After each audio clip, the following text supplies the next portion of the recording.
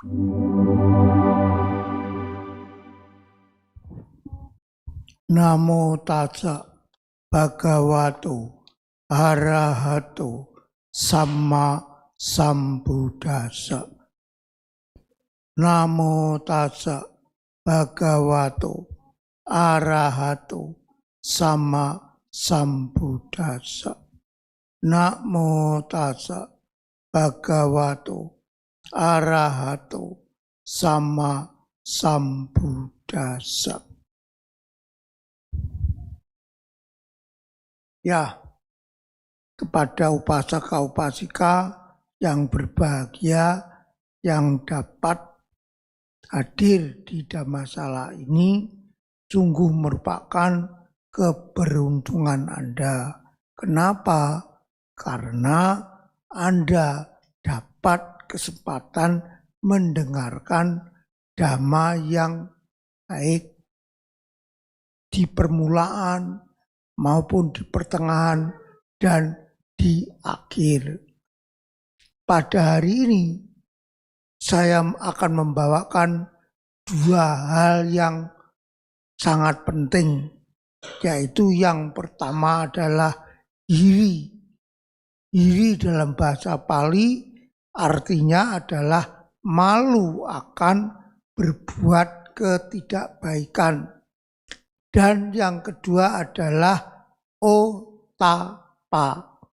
Otapa artinya adalah takut akan akibat perbuatan jahat. Nah, mengapa hiri dan otapa ini sangat penting? Karena kalau hiri otapa Anda sangat kuat, maka Anda tidak akan melakukan segala bentuk kejahatan karena memiliki rasa malu akan berbuat ketidakbaikan.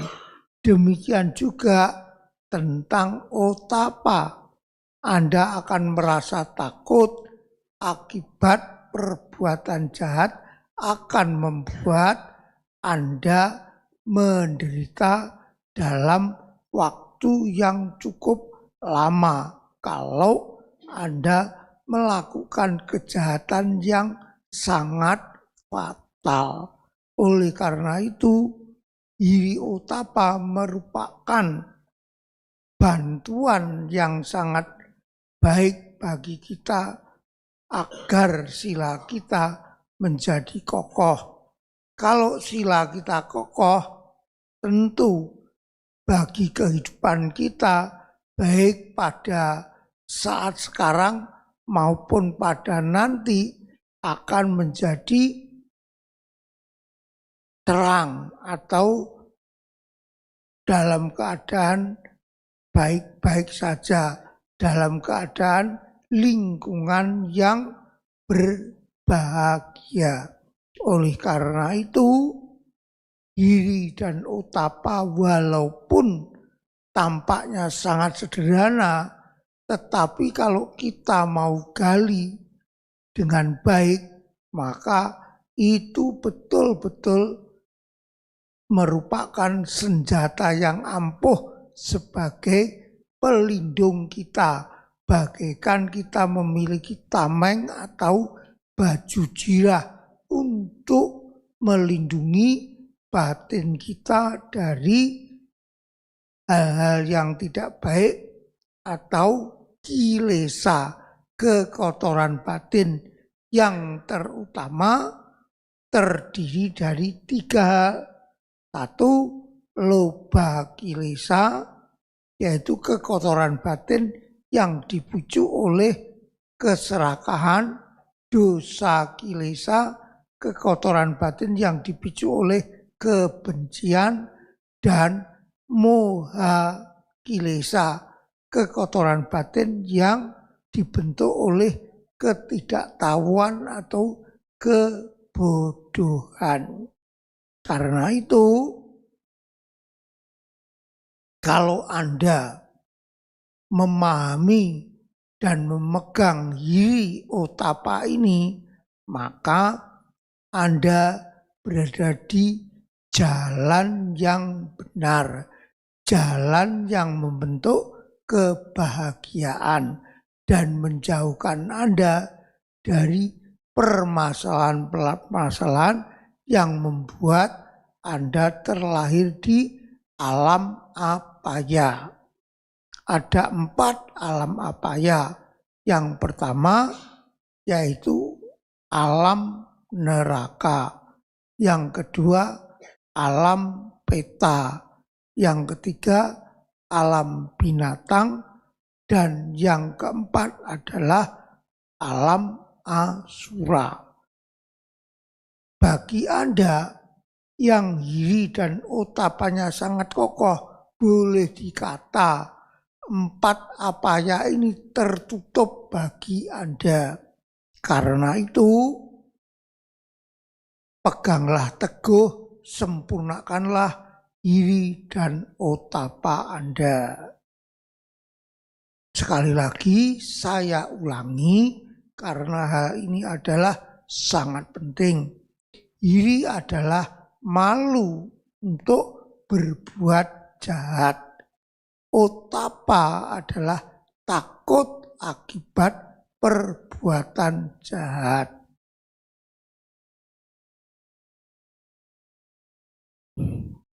Sebagai contoh, kalau kita memiliki hiri, rasa malu, walaupun kita di lingkungan yang sepi, misalkan kita sendirian, tidak ada teman-teman lainnya, tetap kita akan bisa menjaga kokoh dengan baik sila kita. Karena apa? Karena kita malu untuk berbuat kejahatan, disertai juga takut akibat perbuatan jahat. Itulah pentingnya hiri dan otapa. Sebetulnya hiri dan otapa tidak hanya untuk kemajuan di dalam praktek dhamma, tetapi hiri otapa ini bisa juga berguna di dalam kehidupan sehari-hari kita, agar kita tidak merosot di dalam hal-hal yang tidak baik, justru sebaliknya akan mendorong kita berbuat kebaikan demi kita dan lingkungan kita. Sebagai contoh, dulu saya ini adalah sekolah di sekolahan berbahasa China yang seperantaran saya pasti pernah mengalami, yaitu Chunghwa Shishyo. Nah, kan di situ kan memang namanya saja Chunghwa Shishyo, jadi pelajarannya itu pasti banyak didominasi bahasa China.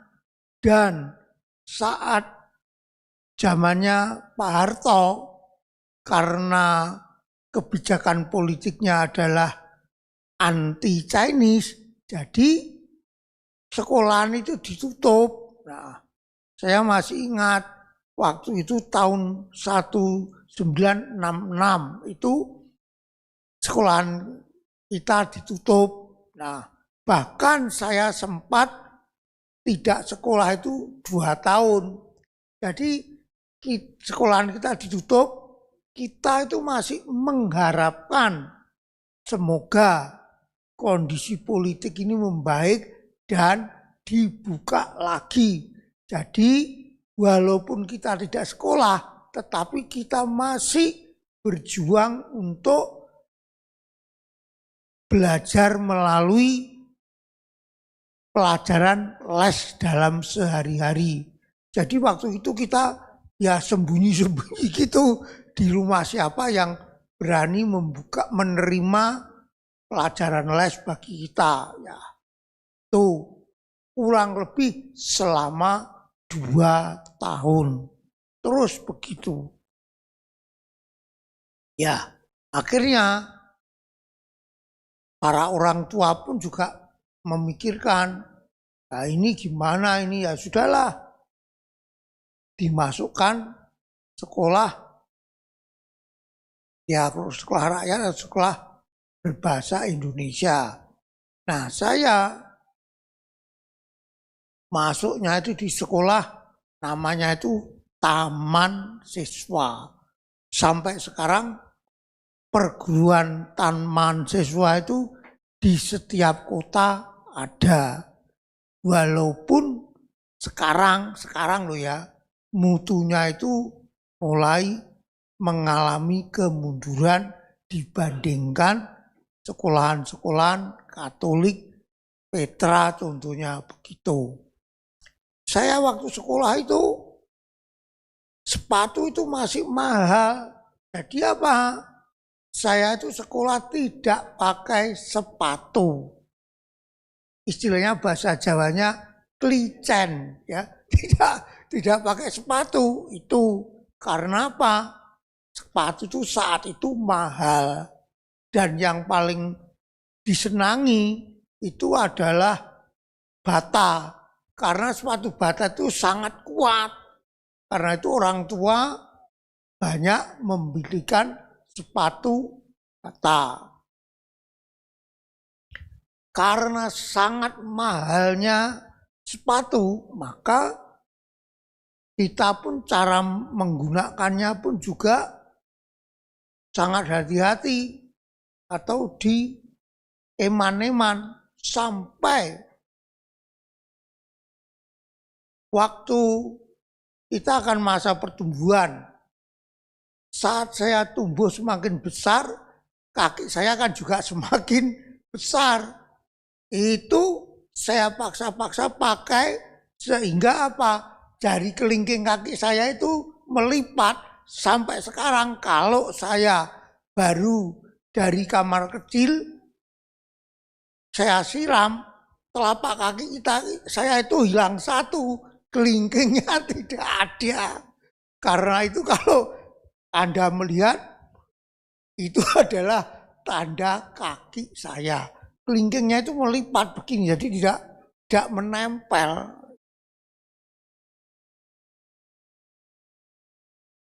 Itu adalah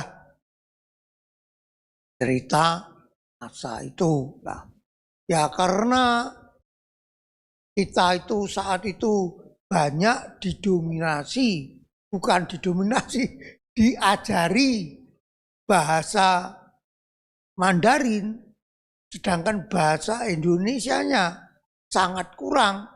Saat saya pindah pun juga akhirnya apa? Tidak lancar berbahasa Indonesia. Apa akibatnya? Saya tidak naik kelas sekali tapi karena tidak apa? Tidak bisa pelajaran bahasa Indonesia. Ini ada kaitannya tentang Hiri dan Otapa.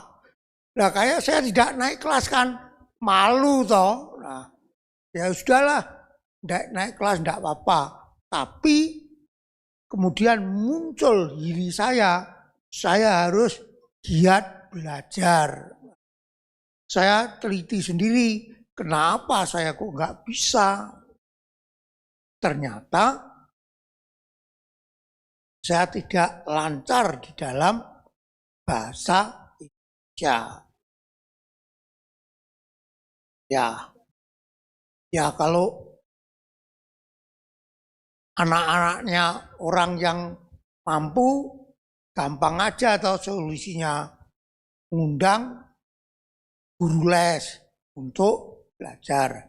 Tapi kalau anaknya orang tidak punya ya sudah. Kita usaha sendiri.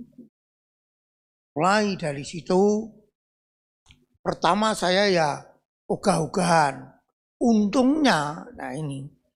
Untungnya saya punya guru melukis. Namanya itu Pak Karno. Nah, jadi saya kalau sore gitu les melukis. Nah, dia memberitahu saya, kamu tuh kan suka melukis. Melukis itu sebetulnya kan tergantung kekuatan perhatian kita. Kita perhatikan yang apa ingin kita lukis, kita simpan di dalam pikiran, kemudian kita curahkan di kanvas. Kamu lukis pasti bisa. Sama pelajaran apapun sama, terutama bahasa. Saat kamu di kelas, coba kamu perhatikan. Nanti kan perhatian itu akan membuat Anda jelas apa yang diucapkan oleh guru. Saat itu kamu pulang sekolah, jangan lupa untuk mengulanginya. Walaupun sebentar, 5 menit sudah cukup itu. Betul. Saya ikuti nasihat dia. Begitu pulang, saya ulangi sebentar, tidur siang, kemudian malam hari belajar lagi. Ternyata dengan demikian, maka membaca itu menjadi mudah. Ya ada disuruh berlatih membaca dengan koran. Ya udahlah, kamu pakai koran yang bekas saja enggak apa-apa. Yang penting itu bisa belajar membaca. Dengan begitu, akhirnya dikarenakan dipicu malu, tidak naik kelas, iri tidak naik kelas, saya giat belajar. Dan akhirnya tahun-tahun berikutnya saya menjadi juara kelas itu. Jadi begitu. Itu adalah manfaat daripada diri. Ya. Saya ulangi dari pengalaman saya. Jadi saya cerita ini bukan mengarang, tapi dari pengalaman saya. Mungkin Anda memiliki pengalaman yang lebih baik daripada saya. Itulah pentingnya iri dan otapa. Jadi tidak hanya penting di dalam praktek dhamma, tetapi di dalam kehidupan sehari-hari, iri dan otapa itu selalu bermanfaat. Pokoknya ada keinginan maju dan malu karena tidak bisa maju. Itu yang penting. Dengan demikian Anda pasti akan berusaha. Sekarang permasalahannya, walaupun kita sudah tahu iri dan otapa, tetapi kehidupan kita atau tindakan kita kok tetap begitu saja. Kena apa? Karena kita tidak ada iri. Mengapa kita tidak ada iri? Karena seperti mata kita itu kena katarak. Kalau kena katarak kan tidak bisa melihat sejelas dan senyatanya. Oleh karena itu katarak itu perlu dioperasi. Dengan demikian Anda bisa melihat jelas. Kalau Anda bisa melihat jelas, pasti akan mengetahui kelemahan Anda. Kita mudah melihat kelemahan orang lain, tetapi untuk melihat kelemahan kita sendiri tidak mudah. itulah yang menjadi penghambat bagi kemajuan Anda di bidang apapun. Kalau hiri otapa Anda baik, pasti Anda ingin maju, tidak mau Anda kalah. Itu memang sifat manusia adalah demikian, ingin maju. Jadi begitu pentingnya hiri dan otapa. Ingin maju. Jangan cuma diam di tempat. Dengan ada kemajuan, juga dengan saat Anda ingin maju, pasti ada usaha. Ya, usaha itu belum tentu berhasil dengan lancar. Pasti ada halangannya. Justru halangan-halangan inilah buatlah sebagai cambuk bagi Anda untuk memberi semangat Anda supaya lebih maju lagi. Dengan demikian, Anda pasti akan memperoleh hasilnya.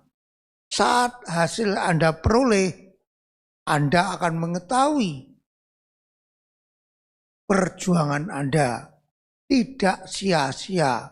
Dengan demikian, dalam bidang apapun Anda akan memperoleh kesuksesan. Jadi sekali lagi, hiri dan otapa tidak hanya penting di dalam mempraktekkan dhamma, tetapi juga penting di dalam kehidupan sehari-hari kita. Memang Sang Buddha juga sering memberi nasihat, janganlah banyak-banyak melihat ke luar. Sering-seringlah melihat ke dalam. Melihat ke dalam itu adalah lebih penting. Di sini adalah apa? Yang dimaksud Sang Buddha melihat ke dalam adalah lihatlah kekotoran batin Anda, yaitu loba, dosa, dan moha. Kesalahan Anda, kebencian Anda, dan ketidaktahuan Anda. Janganlah Anda melihat orang lain atau melihat kekurangan orang lain itu mudah. Oh itu kok gini gitu, mudah. Sedangkan melihat kelemahan kita itu sulit. Karena apa? Walaupun itu adalah kekotoran batin kita, tetapi dia melekat sangat dekat dengan kita. Seperti pakaian. Kalau kita sudah suka pakaian kita, walaupun warnanya sudah lamur ya, tetap kita bilang ini yang paling baik.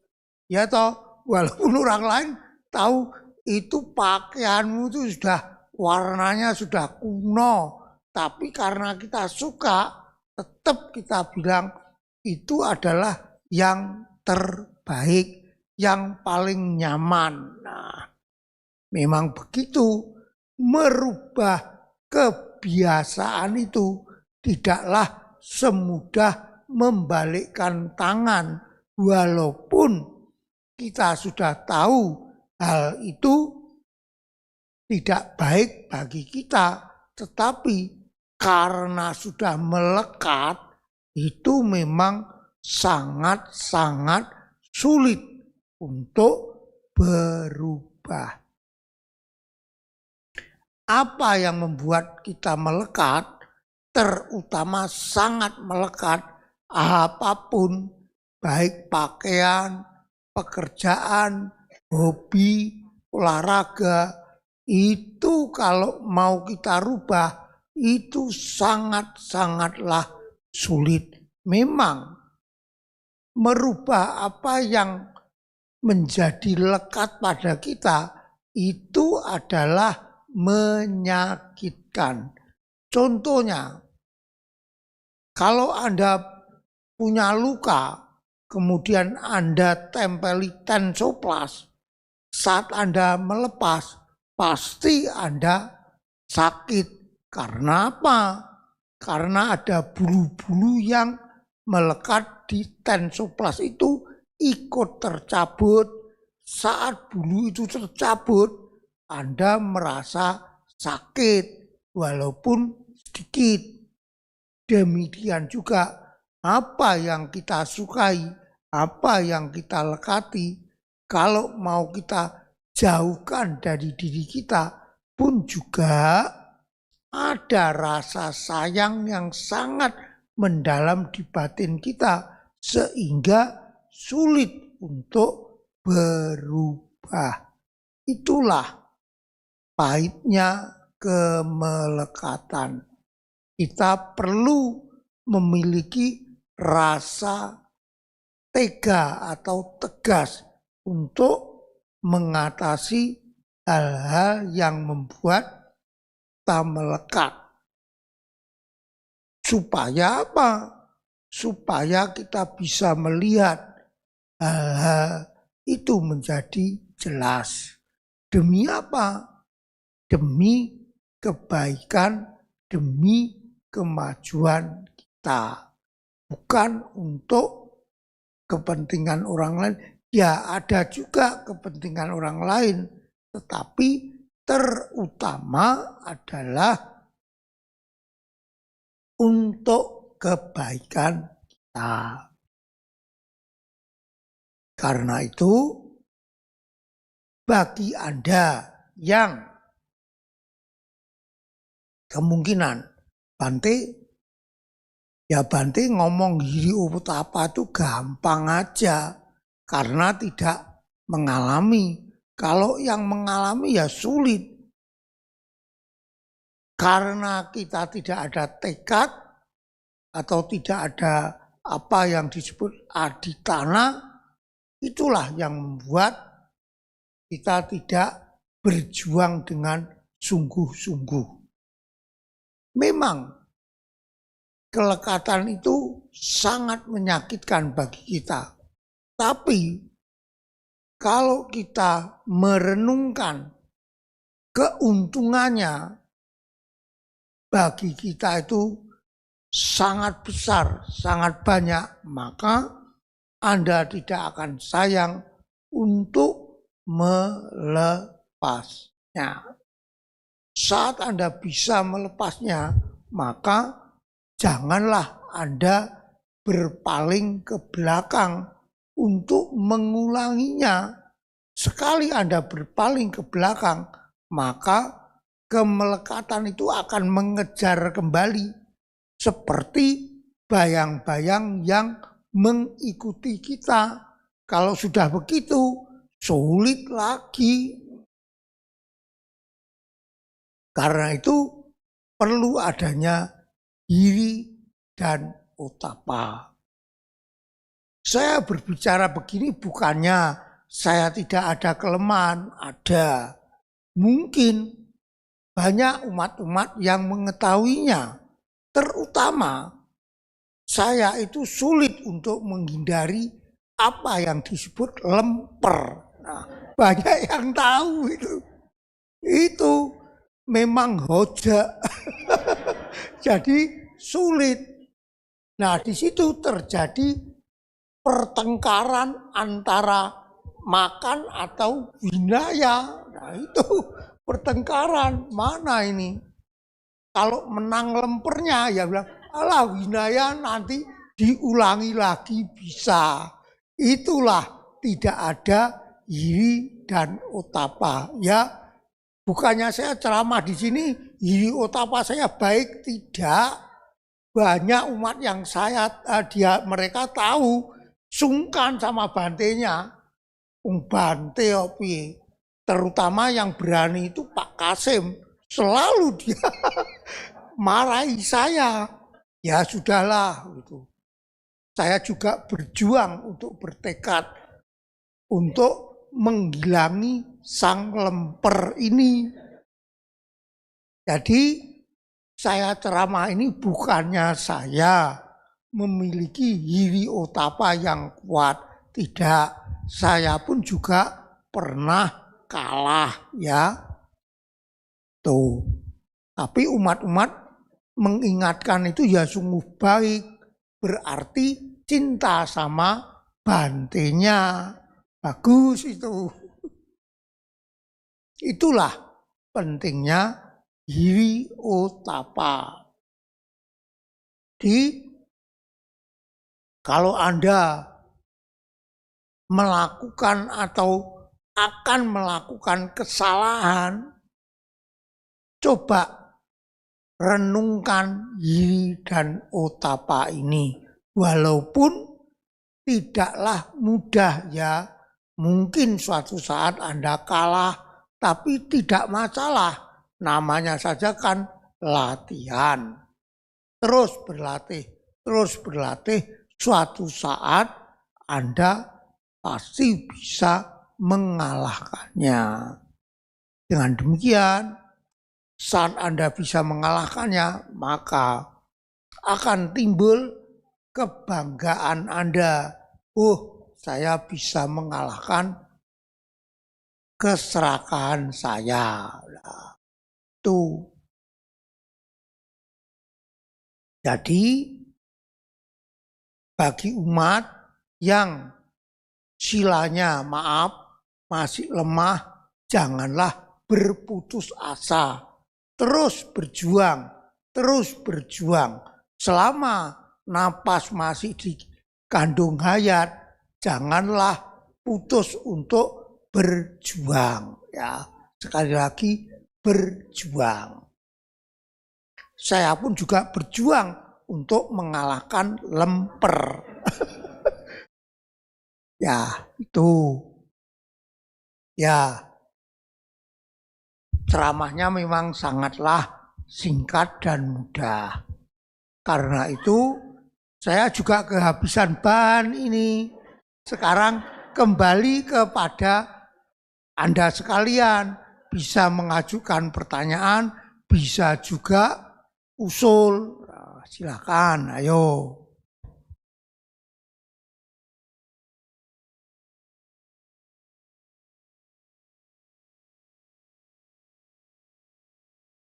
Ya.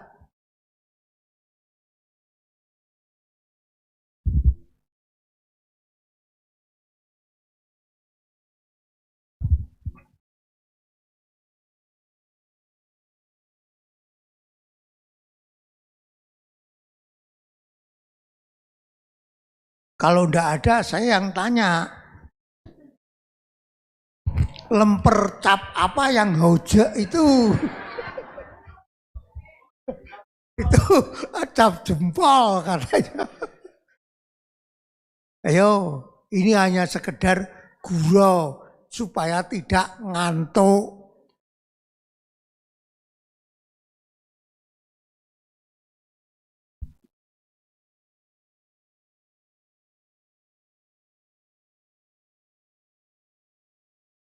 Ya, kalau tidak ada daripada kita bengong-bengong, kita tutup saja.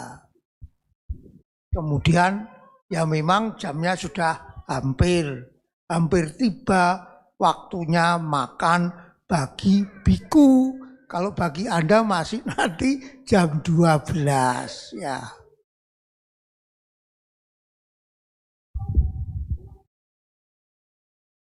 Ya, kalau sudah ada pertanyaan ditutup ya. 1, 2, 3 ya.